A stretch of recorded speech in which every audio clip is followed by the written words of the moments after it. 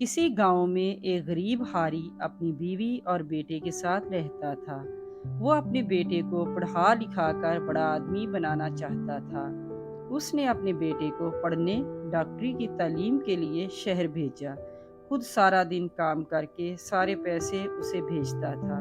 खुद कभी खाना खाते, कभी भूखे ही सो जाते थे। कुछ सालों बाद जब इनका बेटा इनसे मिलने ना आया, तो वो अपने बेटे से मिलने शहर गए, जहां वो अपने दोस्तों के साथ बैठा था।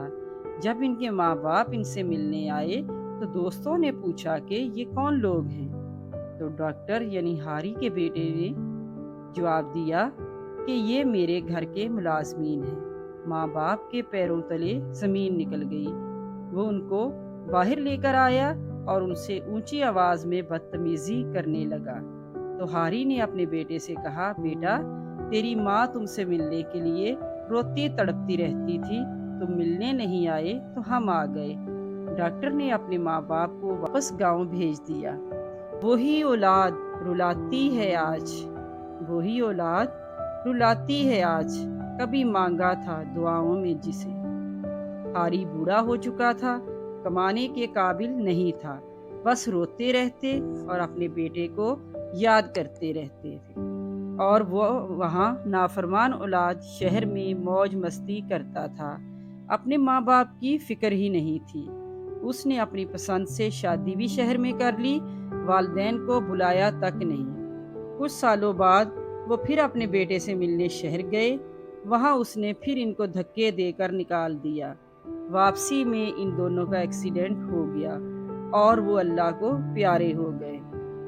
10 बार हज कर लो, 10 मस्जिदें बना लो, लेकिन एक बात याद रखना, अगर माँ बाप राजी नहीं हैं तो अल्लाह भी राजी नहीं है। कुछ अरसा बाद फिर यूं हुआ कि डॉक्टर से गलत ऑपरेशन हो गया और मरीज मर गया। उसकी वजह से इनकी नौकरी चली गई, सड़क पर आ गया, सब मौज मस्ती खत्म हो गई। बीवी भी छोड़कर चली गई। ये सड़कों पर भिखारियों की तरह जिंदगी गुजारने लगा।